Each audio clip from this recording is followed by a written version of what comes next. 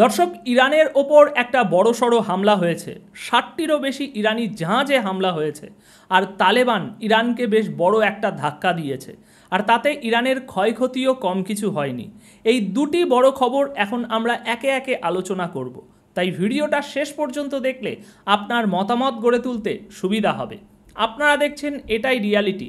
আপনাদের সঙ্গে আছি আমি, অনুপ বিশ্বাস। দর্শক, প্রথম খবর, ইরানের জাহাজগুলোকে টার্গেট করে সাইবার হামলা চালানো হয়েছে।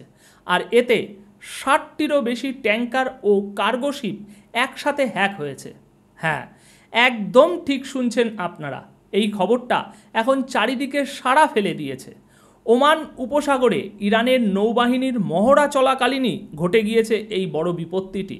ইরানের যুদ্ধ অভ্যাসের মাঝেই এই হ্যাকার গ্রুপ তারা ইরানের সামুদ্রিক যোগাযোগ ব্যবস্থা নষ্ট করে দিয়েছে। আর শুধু তাই নয়, তারা 60টিরও বেশি ইরানি তেলবাহী ট্যাঙ্কার আর কার্গো জাহাজকে নেটওয়ার্ক থেকে সম্পূর্ণ বিচ্ছিন্ন করে দিয়েছে। আর এমন ঘটনা এই প্রথম নয়, সমুদ্রের বুকে এর আগেও ইরানের বিরুদ্ধে এ ধরনের হামলা হয়েছে। সে বিষয়ে আমি আসছি। তবে দর্শক, যে খবরটা এখন আমি আপনাদের জানাচ্ছি এটা প্রকাশিত হয়েছে আজ 23শে অগস্ট আসার কালসাদ পত্রিকায়। একই সঙ্গে সমুদ্রের ঘটনাবলী নিয়ে কাজ করা ওয়েবসাইট মেরিন ইনসাইট আর ইরান ইন্টারন্যাশনাল পত্রিকাতেও এই খবর বেরিয়েছে। হেডলাইনগুলো আপনার স্ক্রিনে আপনি দেখতে পাচ্ছেন। অর্থাৎ স্পষ্ট, এটা কোনো গুজব নয়। বড় বড় আন্তর্জাতিক সংবাদ মাধ্যমে খবরটা ছাপা হয়েছে। আর এই খবর অনুযায়ী লাভ দুখতে গান, বা বাংলায় যাকে বলা যায় সেলাই করা ঠোঁট, এই নামের এক হ্যাকার গ্রুপ এই বড়সড় সাইবার হামলাটি চালিয়েছে। তারা ঢুকে পড়েছিল National Iranian tanker company NITC আর Islamic Republic of Iran shipping lines IRISL এর সম্পূর্ণ সিস্টেমের ভিতরে। আর এর ফলে যা হওয়ার তাই হয়েছে। 39টা তেলবাহী ট্যাঙ্কার আর 25টা কার্গো জাহাজ একেবারেই অচল হয়ে গিয়েছিল। হ্যাকাররা ইরানের নেটওয়ার্কে ঢুকে ফ্যালকন নামে এক বিশেষ কন্ট্রোল সফটওয়্যারকে পুরোপুরি অকেজো করে দিয়েছিল।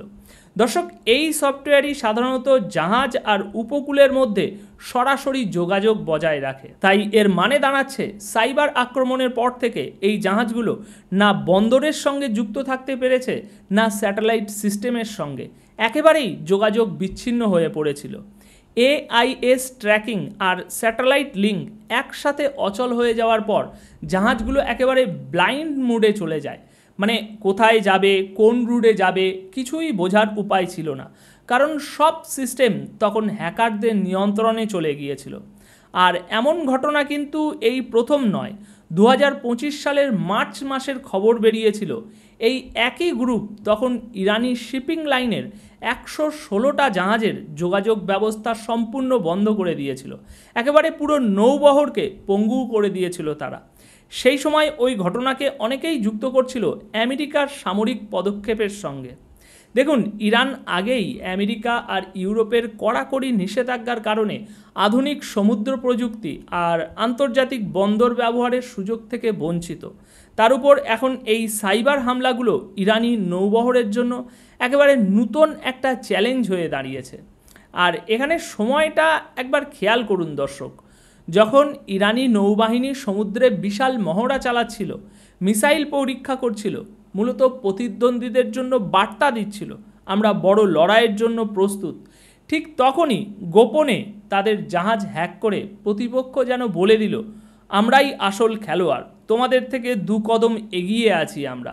এখন অনেকে বলছেন এর পিছনে নাকি মোসাদের হাত রয়েছে, যদিও প্রকাশ্যে এখনও পর্যন্ত কেউ কিছুই স্বীকার করেনি। এবং এত বড় একটা খবর যখন ইতিমধ্যেই বিশ্বের নামকরা সব পত্রিকায় ছেপেছে, তবুও ইরানি সরকার বা IRGC এই নিয়ে এখনও মুখ খোলেনি।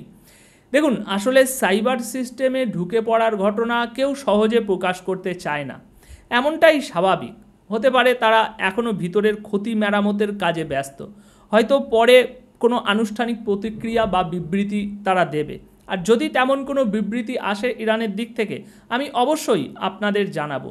এখন এই খবরটা এইটুকুই। খবরটা বেশ বড় ছিল আর বিশ্বজুড়ে আলোচনার কেন্দ্রবিন্দুতে চলে এসেছে, তাই ভাবলাম দেরি না করে আপনাদের সামনে তুলে ধরি। দর্শক, এবার আসা যাক দ্বিতীয় খবরে। তালেবান এবার ইরানকে জলের দিক থেকে একটা বড় ধাক্কা দিয়েছে। আর সে কারণে তেহরানের এক পত্রিকা সরাসরি লিখেছে, এবার সহ্যের সীমার বাইরে চলে গেছে, সরকারের উচিত শক্ত জবাব দেওয়া। তেহরানের প্রভাবশালী রক্ষণশীল দৈনিক সরাসরি অভিযোগ তুলেছে, তালেবান ইচ্ছাকৃতভাবে জল আটকে দিচ্ছে যেন ইরানের উপরে চাপ সৃষ্টি করা যায়। দর্শক, অভিযোগটা যে গুরুতর তা বোঝাই যাচ্ছে। আর সবচেয়ে বড় কথা, কারা করেছে এটা? তালেবানি।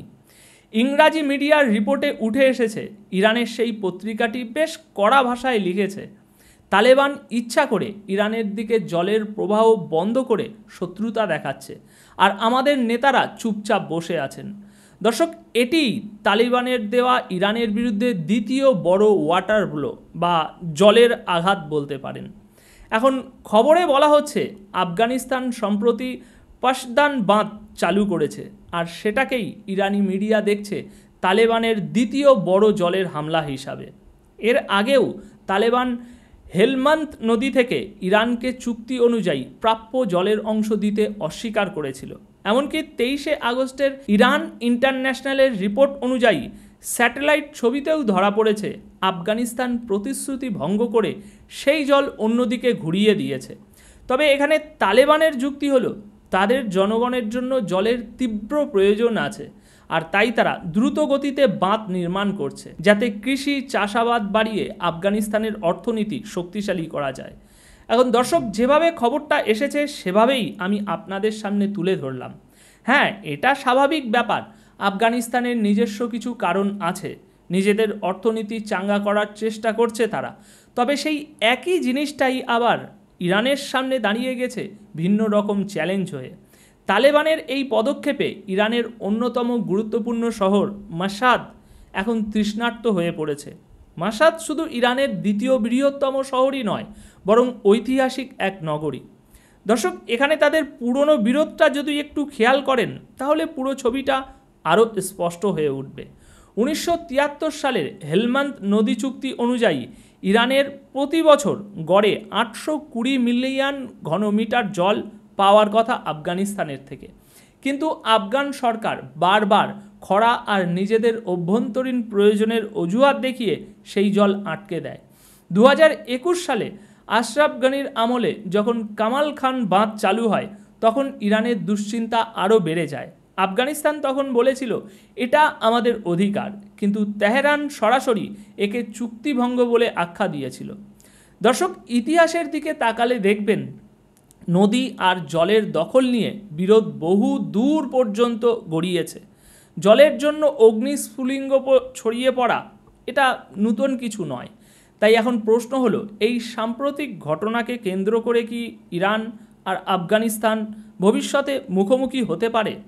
দর্শক, এই প্রশ্নের উত্তর খুঁজতে গেলে দুটো বিষয় বোঝা সবচেয়ে গুরুত্বপূর্ণ। প্রথমত, ইরানে আগেই ভয়াবহ জলের সংকট চলছে, এখন সেই কষ্ট আর কতদিন তারা সহ্য করবে?